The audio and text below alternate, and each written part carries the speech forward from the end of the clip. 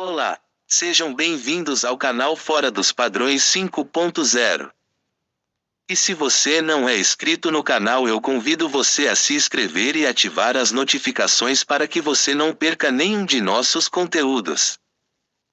Nesse vídeo de hoje vamos contar a história do Cessna aos 65 anos em 2020. Então senta que tem muita história.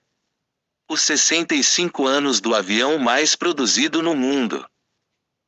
De um projeto que começou secretamente e a contragosto de parte da gerência da CESSNA para se tornar o verdadeiro Fusca com asas, sendo inclusive relançado. Há exatos 65 anos, no mês de junho de 1955, o protótipo do Cessna 172 realizava o seu primeiro voo. A aeronave, que detém o recorde de produção como a aeronave mais fabricada no mundo, com mais de 44 mil exemplares construídos e permanece ainda em linha, representa um daqueles produtos que transcende apenas um mero modelo de aeronave leve e se transformou em um dos símbolos de aeronave quadríplex de turismo e treinamento de pilotos, uma aeronave robusta e confiável, extremamente dócil, estável e previsível em voo, tal qual os Piper J3 Cub e PA-18. Para contar a história desse ícone da aviação leve, é necessário voltar um pouco no tempo e entender um pouco da gênese dessa aeronave. O pós-guerra. Com o fim da Segunda Guerra Mundial, nos Estados Unidos ocorreu o retorno de um grande número de aviadores e tripulantes, muitos deles desejosos de ter uma aeronave com bom custo de aquisição para poderem voar. Muitas pessoas haviam feito o curso de pilotagem, com incentivo do governo, e a demanda de aeronaves leves e de treinamento, graças a esses fatores, era grande, e com isso surgem diversas aeronaves leves, cujos projetos dessa época se tornaram referências de um momento pós-guerra. A Cessna não possuía nenhuma aeronave para competir nesse mercado e a sua resposta se deu, em 1946, com a introdução dos modelos 140 e 120. O modelo 120 era uma versão mais simples do 140, ambos biplays, lado a lado, totalmente metálicos, dotados de motor Continental C85, 2,8L e 85 cavalos vapor, tendo como alvo justamente esse mercado de treinamento. Num segmento superior, a empresa apresentou os Old Fashion Cessna 190 e 195 para até 5 lugares, diferiam na potência e marca do motor radial cujo design e conceito remetiam muito ao das aeronaves do pré-guerra, já um tanto anacrônicas para aquele contexto de mercado. Assim surge, como alternativa a esse segmento de mercado, o Cessna 170. Trata-se de um quadríplex, de trem de pouso convencional, totalmente metálico mas de asas enteladas, que voou pela primeira vez em 1947 e comercializado em 1948. Dotado de um motor 6 cilindros Continental O300, de 4,9L e 145 cavalos vapor, pode-se dizer que o 170 era uma versão aumentada do modelo 140 e a resposta do público à nova aeronave foi muito positiva, com a produção de 700 exemplares somente naquele ano. No ano seguinte, o 170 ganha asas com revestimento metálico e uma empenagem, leme e elevador, semelhantes ao do modelo 190-195 avos e em 1953, o 170 ganha novas asas e flaps, aproveitando-se da experiência obtida no desenvolvimento e produção da aeronave de observação 305, L-19. O Cessna 170 mostrou-se uma aeronave de enorme sucesso. Um avião honesto, apto a transportar 4 adultos padrão FAA Federal Aviation Administration, adulto padrão daquele tempo e mesmo de hoje, que estabelece 200 libras 90,8 kg e tanques cheios. Naquela época os tanques ainda eram de pequena capacidade, dócil de comandos, que longe de ser superlativo em algum quesito específico, era bom naquilo que se propunha, sendo essa a razão de seu sucesso. Como a demanda por aviões e a crescente concorrência, melhorias nos produtos eram constantes. De olho na preferência do mercado por modelos de trem de pouso triciclo, a Beechcraft com o Bonanza e a Piper com o Tripasser vinham obtendo sucesso com essa configuração. A Cessna voa, em 1953, um modelo 170 adaptado com essa configuração de trem de pouso. Dizem que na época, membros da direção da empresa mandaram desmontar o modelo e não seguir adiante com o projeto de colocação de trem de pouso triciclo no modelo 170. Em 1955, a Cessna voa uma nova versão do modelo 170, a chamada 170C.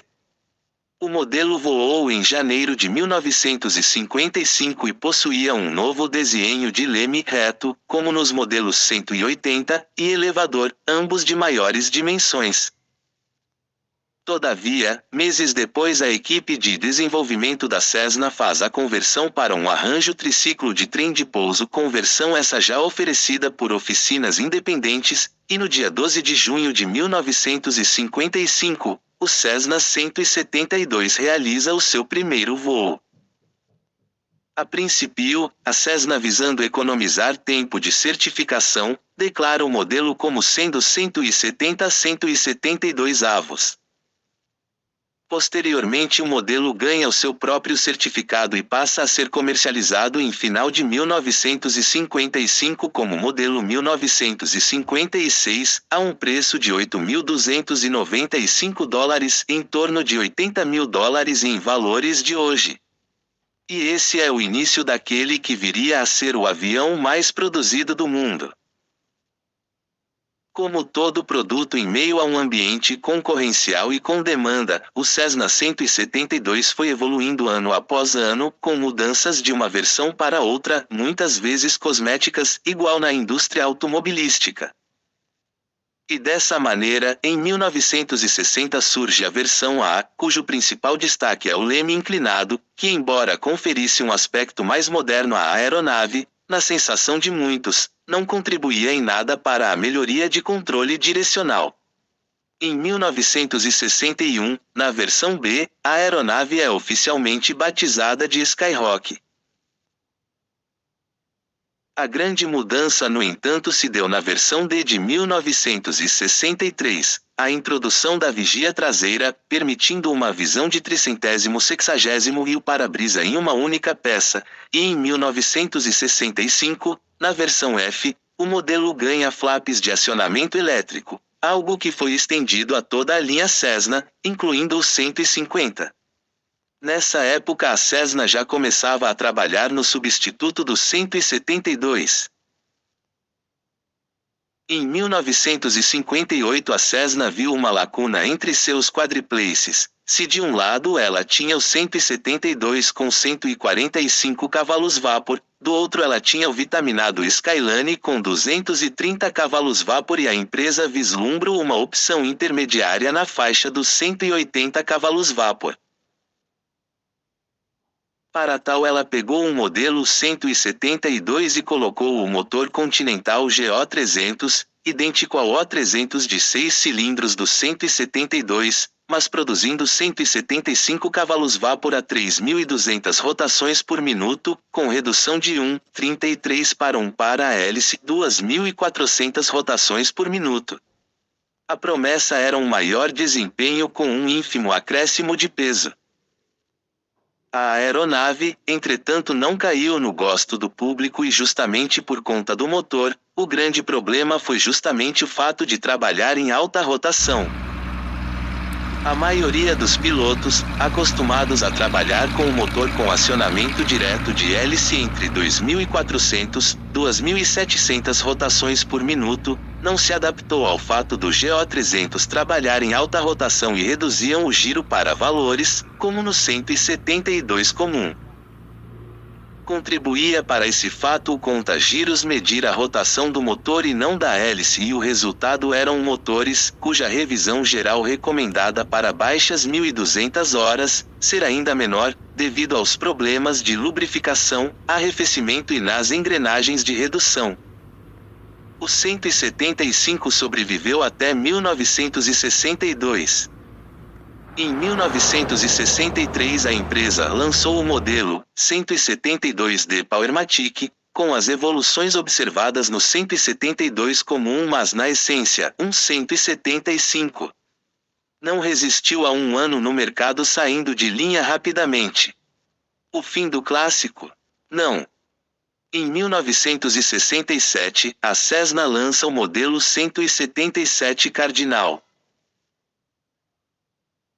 Inicialmente concebido para ser o modelo 172J, mudado para 177 no último instante, a aeronave era dotada de um motor de 4 cilindros Lycoming O320 de 5,2 L e 150 cavalos vapor, o primeiro Cessna a ser equipado com motor Lycoming. Ironicamente, anos depois, a Lycoming e Cessna viriam a ser do mesmo grupo empresarial. O modelo era a aposta da empresa como sucessor do 172, a tal ponto que a empresa encomendou o fornecimento de 2.000 motores.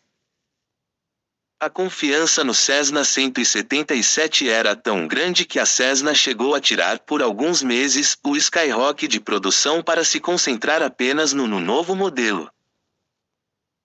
Entretanto, o Cardinal era uma aeronave mais pesada que o 172 e, aliado a um perfil de asa voltadas para melhorar o desempenho em velocidade, fizeram da aeronave lenta, de desempenho sofrível com 4 adultos. Assim, com o fiasco do 177 lançado um ano antes, na linha 1968, e se valendo do excedente de motores Lycoming O320 adquiridos para o Cardinal e que não seriam mais usados no modelo, a Cessna já em 1969 lança o 177A com motor de Lycoming O360 de 4 cilindros, 6L e 180 cavalos vapor. A Cessna lança a versão I, com 150 cavalos vapor, frente aos 145 cavalos vapor do Continental, sem incrementos de desempenho. Nas versões K e L de 1969 e 1971, o Cessna 172 assume, do ponto de vista estético, a forma básica que é produzido até hoje, com as janelas traseiras em formato trapezoidal e os trens de pouso tubulares. Em 1977, com a versão N, o Skyhawk ganha mais 10 cavalos vapor, numa problemática versão do motor Lycoming O320, somente solucionada em 1981 na versão P, produzida até a primeira parada de fabricação do modelo, em 1986. Uma versão interessante do Cessna 172 era a chamada Cutila 172RG, Retractable Gear, dotada de motor Lycoming O360 de 4 cilindros, 6L 180 cavalos vapor e hélice de velocidade constante, passo variável. Os demais eram passo fixo. Era a versão de trem retrátil, nos mesmos moldes do 210, do 172. Foi uma versão de ampla aceitação em treinamento de pilotos.